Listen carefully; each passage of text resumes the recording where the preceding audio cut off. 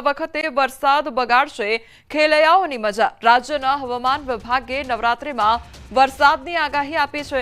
7 દિવસ સાર્વત્રિક વરસાદની આગાહી કરવામાં આવી છે। દક્ષિણ ગુજરાત અને સૌરાષ્ટ્રમાં વરસાદનું જોર રહેશે। 22 થી 28 સપ્ટેમ્બર હળવાથી મધ્યમ વરસાદની આગાહી કરવામાં આવી છે। આજે દક્ષિણ ગુજરાતના સુરત, નવસારી, દમણ, દાદરા નગર હવેલી સહિત ભારે વરસાદની આગાહી કરવામાં આવી છે। કેટલાક જિલ્લાઓમાં ગાજવીજ અને પવન સાથે 30 થી 40 કિલોમીટરની ઝડપે પવન ફૂંકાશે। પવનોની દિશા બદલાતા રહેશે। રાજ્યમાં વરસાદ રહેશે અને ઉત્તર ગુજરાત પરથી મોન્સૂન વિદાય પણ લઈ રહ્યું છે। ત્યારે 2 દિવસ બાદ ગુજરાતમાંથી ચોમાસું વિદાય લેશે તેવું હવામાન વિભાગ દ્વારા કહેવામાં આવ્યું છે। આજે અમદાવાદમાં હળવાથી મધ્યમ વરસાદની આગાહી જોવા મળી રહી છે। दक्षिण पश्चिम से लेकर पश्चिम दिशा से पवन का दिशा है। इसके कारण मॉइस्चर इनकर्शन हो रहा है और मॉइस्चर कन्वर्जेंस के कारण ये दक्षिण गुजरात में हैवी रेनफॉल का वार्निंग दिया गया है। आज के लिए थंडरस्टॉर्म वार्निंग भी दिया गया है। जो क्षेत्रों में आज हल्का से मध्यम बरसात का संभावना प्लस हैवी रेनफॉल का वार्निंग जिसमें दिया गया है। નવરાત્રિમાં ખેલૈયાઓ માટે સૌથી મોટા સમાચાર સામે આવ્યા છે। ખેલૈયાઓના રંગમાં વરસાદ ભંગ પાડશે। વરસાદ અંગે અંબાલાલની મોટી આગાહી સામે આવી છે। નવરાત્રિમાં ખેલૈયાઓ માટે વરસાદ વિલન બનશે। બંગાળની ખાડીમાં મજબૂત સિસ્ટમ સક્રિય થશે। વીજળીના કડાકા ભડાકા સાથે વરસાદ ખાબકશે। 24 સપ્ટેમ્બરે બનશે વરસાદી સિસ્ટમ તો સપ્ટેમ્બરના અંત અને ઓક્ટોબરની શરૂઆતમાં વરસાદ વરસશે। આ સિસ્ટમ મધ્યપ્રદેશ થઈ ગુજરાતના સૌરાષ્ટ્રના ભાગોમાં આવવાની શક્યતાઓ રહેશે, જેના કારણે 27 સપ્ટેમ્બરથી 3 ઓક્ટોબર સુધી દક્ષિણ ગુજરાતમાં કોઈ ભાગોમાં 4 ઇંચ તો કેટલાક ભાગોમાં 6 ઇંચથી વધુ વરસાદ થવાની શક્યતાઓ રહેશે। દક્ષિણ સૌરાષ્ટ્રના ભાગોમાં પણ ભારે વરસાદની શક્યતાઓ રહેશે। મધ્ય સૌરાષ્ટ્રના, ઉત્તર સૌરાષ્ટ્રના ભાગોમાં પણ ભારે વરસાદ રહેવાની શક્યતા, ગાજવીજ સાથે વરસાદ વરસવાની શક્યતાઓ વ્યક્ત કરવામાં આવી છે। ગુજરાતમાં એક બાજુથી વરસાદ વિદાય લઈ રહ્યો છે અને બીજી બાજુ વરસાદની આગાહી છે। ત્યારે નવરાત્રિમાં પણ વાતાવરણ કેવું રહેશે, સાથે જ પાછોતરો વરસાદ કેવો પડશે તે જાણીશું। આપણી સાથે છે હવામાન નિષ્ણાંત અંબાલાલ પટેલ। કાકા, અત્યારે નવરાત્રિ શરૂ થઈ રહી છે, તો હવે નવરાત્રિમાં વરસાદ કેવો રહેશે? નવરાત્રિમાં વરસાદ અંગે જોવા જઈએ તો નવરાત્રિમાં વરસાદ ખેલૈયાઓ માટે વિલન બનવાની શક્યતા રહેશે। ગાજવીજ સાથે વરસાદ થવાની શક્યતા રહેશે। નવરાત્રિની શરૂઆતમાં ક્યાંક વાદળવાયુ કે છાંટા થવાની શક્યતા રહે, પરંતુ 24મી સપ્ટેમ્બરે એક મજબૂત સિસ્ટમ બંગાળ ઉપસાગરમાં બનતાં તેની સીધી અસર પૂર્વ મધ્યપ્રદેશ અને ગુજરાત ઉપર થતાં તારીખ 27 સપ્ટેમ્બર 28 સપ્ટેમ્બરથી 3 ઓક્ટોબર વચ્ચે ગુજરાતના ભાગોમાં ભારેથી ભારે વરસાદ થવાની શક્યતા રહેશે અને હાજા ગગડાવી નાખે તેવી ગર્જના પણ થવાની શક્યતા રહેશે। એટલે જનધને લગભગ વીજ પ્રપાતથી કાળજી રાખવી ઇષ્ટ રહે। વરસાદ અંગે જોઈએ તો ખાસ વરસાદ લગભગ દક્ષિણ ગુજરાતના ભાગોમાં ભારેથી ભારે વરસાદ થવાની શક્યતા રહેશે। સુરત, ભરૂચ વગેરે ભાગોમાં ભારેથી ભારે વરસાદ થવાની શક્યતા રહેશે। દક્ષિણ સૌરાષ્ટ્રના ભાગોમાં ભારેથી ભારે વરસાદ થવાની શક્યતા રહેશે। જૂનાગઢ, ભાવનગર, અમરેલી વગેરે ભાગોમાં ભારે વરસાદ થવાની શક્યતા રહેશે। આ ઉપરાંત સૌરાષ્ટ્રના મધ્ય ભાગોમાં પણ ભારે વરસાદ થવાની શક્યતા રહેશે। ઉત્તર સૌરાષ્ટ્રના કેટલાક ભાગોમાં પણ ભારે વરસાદ થવાની શક્યતા રહેશે। રાજકોટ, મોરબી, સુરેન્દ્રનગર, હળવદ, ધ્રાંગધ્રા વગેરે ભાગોમાં વરસાદ થવાની શક્યતા રહેશે અને પશ્ચિમ સૌરાષ્ટ્રમાં કોઈ ભાગમાં વરસાદ થવાની શક્યતા રહેશે। કચ્છના ભાગોમાં પણ કેટલાક ભાગમાં ભારે વરસાદ થવાની શક્યતા રહેશે। મધ્ય ગુજરાતના કેટલાક ભાગોમાં પણ ભારે વરસાદ થવાની શક્યતા રહેશે। એટલે કાકા, નવરાત્રિમાં તો વરસાદ વિઘ્ન બનશે, પરંતુ હવે ચોમાસું પાક પણ તૈયાર થઈ ગયો છે, તો ખેડૂતોને પણ નુકસાન થવાની ભીતિ સેવાઈ રહી છે, કારણ કે જે રીતે અત્યારે વરસાદી માહોલ બની રહ્યો છે। ખેડૂત ભાઈઓ માટે ક્યારેક આ વરસાદ આશીર્વાદરૂપ નીવડશે અને ક્યારેક ધાન્ય પાકો અત્યારે નિઘલ અવસ્થામાં છે, ત્યારે જો પવનની ગતિથી પાકો પડી જાય તો એના ડૂંડા જરા નિઘલ અવસ્થામાં કોઈ ડૂંડા ઉપર અસર થાય અને ડુંડામાં દાણા પાકી ગયા હોય કોઈમાં તો ઉગી જવાની શક્યતા રહે। મકાઈ છે, બાજરી છે એ બાબતમાં કઠોળ ઉપર પણ ભારે અસર થવાની શક્યતા આ વરસાદથી રહે। અને આ વરસાદ જે છે તે પછી બીજી સિસ્ટમમાં ઉપરા વરસાદ આવવાના છે, પણ આ વરસાદનો રાઉન્ડ જે છે એ લગભગ કોઈ ભાગમાં 4 ઇંચ વરસાદ તો કોઈ ભાગમાં 6 ઇંચ કે તેથી વધુ વરસાદ ખાબકી શકે તેવી શક્યતા રહે. લોકલ ભાગોમાં પૂર જેવી સ્થિતિ પણ બની રહે. જી કાકા, તો સપ્ટેમ્બરમાં તો સપ્ટેમ્બરના એન્ડમાં અને ઓક્ટોબરના શરૂઆતમાં વરસાદ રહેશે, એ પછી પણ જો ચોમાસું વિદાય લઈ લેશે તો ત્યારબાદ પણ વરસાદ થશે, એટલે માવઠા થશે. ચોમાસું તો કેટલાક ભાગમાંથી વિદાય લઈ લીધી છે. એન્ટી સાયક્લોન બન્યા છે. રાજસ્થાનના ભાગો હવે ધીરે ધીરે ઉત્તર ગુજરાતના ભાગોમાં ચોમાસું વિદાય લે છે.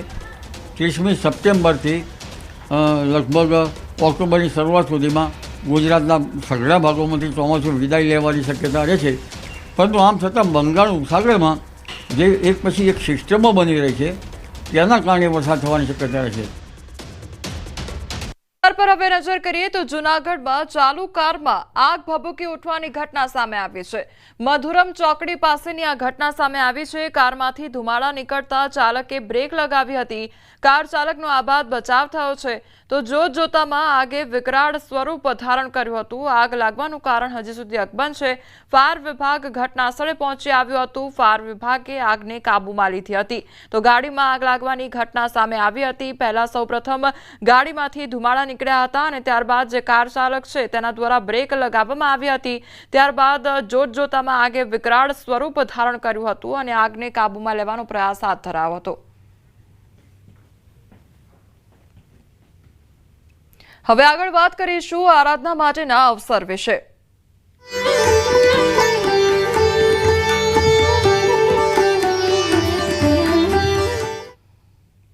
વડોદરા મહાનગરપાલિકાના કમિશનર અરુણ મહેશ બાબુ પણ ગરબે ઝૂમ્યા છે. મનપાએ પહેલી વખત નવરાત્રીનું આયોજન કર્યું છે, જ્યાં મહેશ બાબુના ગરબા સ્ટેપ્સથી સૌ અચંબિત થઈ ગયા હતા. તો મનપા દ્વારા આ ગરબાનું આયોજન કરવામાં આવ્યું અને સૌ ખેલૈયાઓ ગરબે ઘૂમતા નજરે પડ્યા હતા. મનપા કમિશનર ગરબા સ્ટેપ્સ તેમના જોવા મળ્યા હતા અને સૌ કોઈ આ ગરબા સ્ટેપ્સથી અચંબિત થઈ ગયા હતા.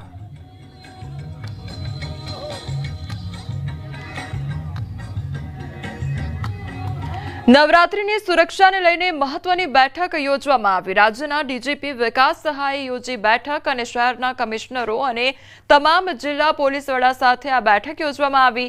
વિડીયો કોન્ફરન્સ દ્વારા સુરક્ષાને લઈને બેઠક યોજવામાં આવી. ગંભીર પ્રકારના બનાવો અને મહિલા સુરક્ષાને લઈને બેઠકમાં ચર્ચા કરવામાં આવી.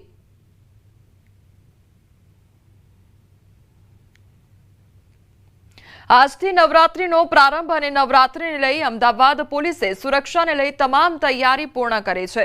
શહેરમાં 49 જેટલી શી ટીમ કાર્યરત રહેશે. તો 84 પૈકી 29 અરજદારોને મંજૂરી આપવામાં આવી છે. શી ટીમે 28 ગરબા ક્લાસીસમાં 3000 જેટલી મહિલાઓને સુરક્ષા તાલીમ આપી. જ્યાં સીસીટીવી ન હોય તેવા વિસ્તારમાં શી ટીમ હાજર રહેશે.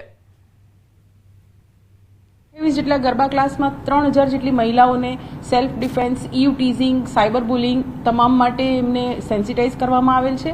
ઉપરાંત 39 જેટલી શાળા કોલેજોની 4800 જેટલી વિદ્યાર્થીનીઓને પણ આ જ પ્રકારની તાલીમ આપવામાં આવેલ છે. તો નવરાત્રીમાં 15 ડીસીપી, 30 એસીપી, 160 પીઆઈ સહિત 5000 પોલીસ કર્મી તૈનાત રહેશે. 4000 હોમગાર્ડ પણ હાજર રહેશે. 3 એસઆરપી કંપની અને એક special anti force law and ઓર્ડરની ટીમ બંદોબસ્તમાં હાજર રહેશે. બ્લેક ફિલ્મવાળી કાર તેમજ સ્ટન્ટ કરનારા સામે કાર્યવાહી પણ કરવામાં આવશે. અમદાવાદ શહેરમાં 15 ડીસીપી કક્ષાના અધિકારી, 30 એસીપી કક્ષાના અધિકારી, 160 જેટલા પોલીસ ઇન્સ્પેક્ટર્સ, 5000 જેટલી ટોટલ પોલીસ ફોર્સ અને 4000 જેટલી હોમગાર્ડ, રિઝર્વ પોલીસ ફોર્સની 3 કંપનીઝ, આ તમામ તબક્કાવાર રીતે 100% પોલીસની અવેલેબિલિટી રહે એ રીતે પેટ્રોલિંગ કરશે. નડિયાદ શહેરમાં નવરાત્રી પર્વે 3 મોટા ગરબા મહોત્સવનું આયોજન કરવામાં આવ્યું છે. ધારાસભ્ય પંકજ દેસાઈના માર્ગદર્શન હેઠળ તમામ આયોજન કરવામાં આવ્યા છે. ખેલૈયાઓ માટે ઇકો ફ્રેન્ડલી અને ડસ્ટ ફ્રી ગ્રાઉન્ડ તૈયાર કરવામાં આવ્યા છે. પારસ સર્કલ, બાસુદીવાળા ગ્રાઉન્ડ પર, પીપલગ રોડ, રાધે ફાર્મ અને વૃંદાવન ખાતે મહોત્સવનું આયોજન જોવા મળશે. તેમજ શહેરમાં પોલીસ પણ સુરક્ષાને લઈ સજ્જ છે. સીસીટીવી, ફાયર સેફટી, તબીબી ટીમ, શી ટીમ અને 500થી વધુ પોલીસ જવાનો તૈનાત રહેશે. આ વર્ષે ગરબા પ્રેમી નગરજનો માટે કુલ 3 જગ્યાએ આપણા દ્વારા જ ગરબાનું આયોજન કરવામાં આવ્યું છે. નવરંગ ગ્રુપ દ્વારા અહીંયા બાસુદી ગ્રાઉન્ડ પારસ સર્કલ પાસે આપણે નિઃશુલ્ક ગરબાનું આયોજન કર્યું છે. શસ્ત્ર પૂજાનું પણ આયોજન કર્યું છે. એ લગભગ 9મા નોરતે અમે શસ્ત્ર પૂજનનો એક બહુ મોટો કાર્યક્રમ કરવા જઈ રહ્યા છે. તે માટે પોલીસે સુચારુ વ્યવસ્થા ઊભી કરેલી છે. ત્રણેય પોલીસ સ્ટેશનોની અંદર જોવા જઈએ તો લગભગ 180થી વધુ પોલીસ અને 300થી વધુ હોમગાર્ડ અને જીઆરડીના જવાનો દ્વારા એકદમ સઘન પોલીસ બંદોબસ્તનું આયોજન કરેલું છે. નડિયાદ શહેરને જોવા જઈએ તો નડિયાદ શહેરની ફરતે આવેલા રોડ, રસ્તા અને કેનાલો પર કે જેથી કરીને માતાઓ બહેનો સુરક્ષિત રીતે જઈ આવી શકે. ખેલૈયાના કપડામાં એ સી ટીમની બહેનો એ ગરબાની અંદર પણ કાર્યરત રહેશે. સમાચારમાં આગળ વાત કરીશું બનાસ ડેરીના રાજકારણ વિશે.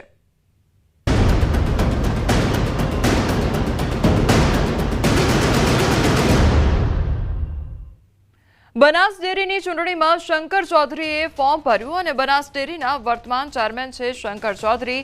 રાધનપુર બેઠક પરથી ફોર્મ ભર્યું છે. શંકર ચૌધરીના વકીલે ફોર્મ ભર્યું છે.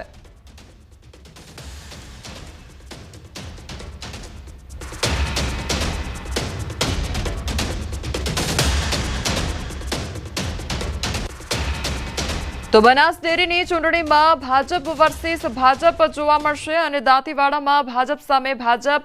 પીજે ચૌધરી સામે વિનોદ ભૂતડિયાએ ફોર્મ ભર્યું છે. દાંતીવાડા બેઠકના વર્તમાન ડિરેક્ટર પીજે ચૌધરી, પાથાવાડા માર્કેટયાર્ડના વર્તમાન ડિરેક્ટર છે વિનોદ ભૂતડિયા. તો દાંતીવાડામાં ભાજપ સામે ભાજપ આવે તેવો ઘાટ ઘડાયો છે. પીજે ચૌધરી બનાસ ડેરી ડિરેક્ટરની સાથે બનાસ મેડિકલના ચેરમેન પણ છે.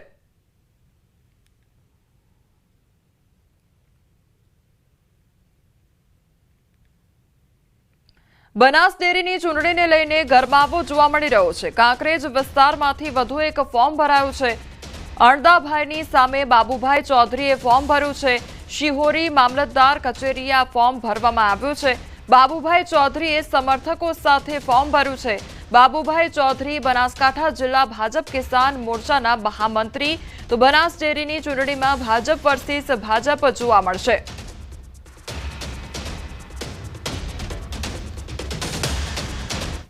બનાસ ડેરીની ચૂંટણીને લઈને રાજકીય ગરમાવો જોવા મળી રહ્યો છે. ઉમેદવારી ફોર્મ ભરવા દિગ્ગજોની કતારો જોવા મળી રહી છે. પાલનપુર બેઠક પરથી પૂર્વ કેન્દ્રીય મંત્રી હરિ ચૌધરી સામે વર્તમાન ડિરેક્ટર ભરત ચૌધરી પહોંચ્યા ઉમેદવારી ફોર્મ ભરવા માટે. તો બનાસ ડેરીની ચૂંટણીમાં ભાજપ સામે ભાજપ જ નેતાઓ સામસામે આવે તેવો ઘાટ ઘડાયો છે.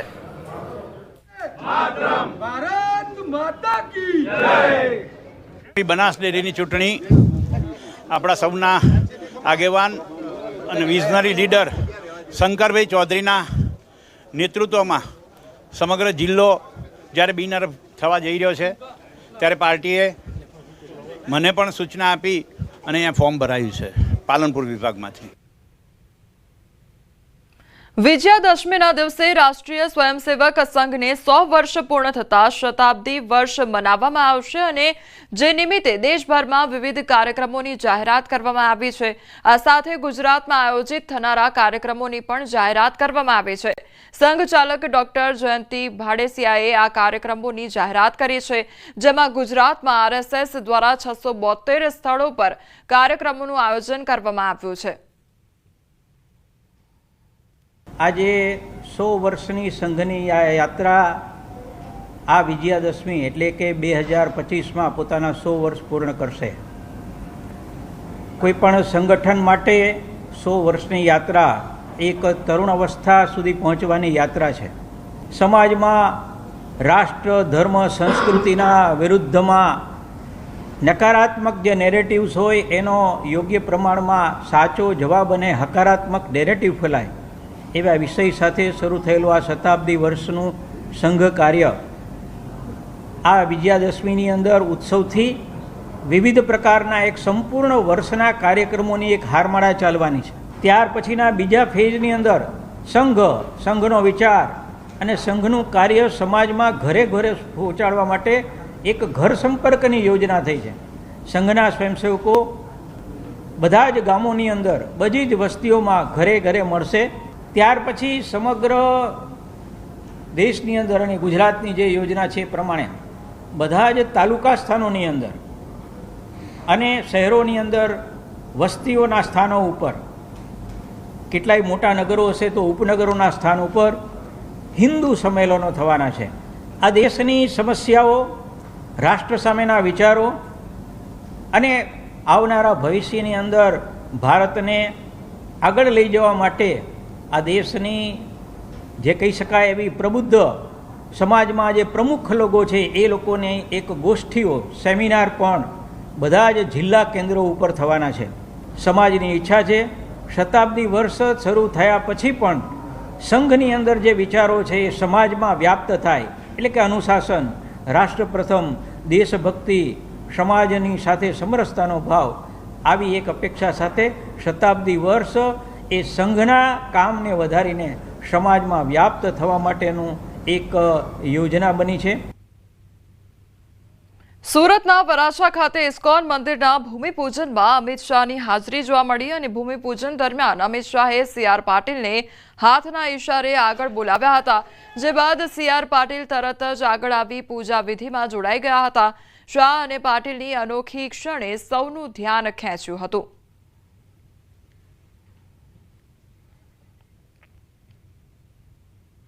સુરત સહિત ગુજરાતના વૈષ્ણવ સમાજ માટે રાહતના સમાચાર સામે આવ્યા છે અને અમિત શાહે 400 વર્ષ જૂની ગોવર્ધનનાથજીની બેઠક બચાવી લીધી છે, જે લંબે હનુમાન રોડ પાસે આવેલી છે અને આ ઐતિહાસિક બેઠક રેલવે સ્ટેશનના ડેવલપમેન્ટમાં કપાતમાં આવી રહી હતી. તેથી વૈષ્ણવ સમાજે આ અંગે અમિત શાહને રજૂઆત કરી હતી. શાહે તાત્કાલિક ડિઝાઇનમાં ફેરફાર કરાવી આ પવિત્ર સ્થાનને બચાવ્યું અને તેથી વૈષ્ણવ સમાજમાં આનંદની લાગણી છવાઈ ગઈ છે. આજે સમાજના અગ્રણીઓએ અમિત શાહને મળીને ઠાકોરજીનો પ્રસાદ પણ અર્પણ કર્યો છે.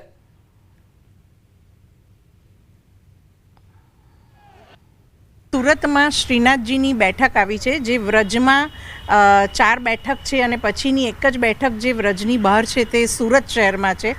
વૈષ્ણવો માટે બહુ પ્રિય એટલા માટે છે કારણ કે 400 વર્ષ પહેલાં શ્રીનાથજી સુરત ભાગળ ઉપર આવ્યા હતા અને એ જગ્યાએ બેઠા હતા અને એ બેઠકજી અને એમની સાથે વૈષ્ણવ ભોલા બેઠા હતા.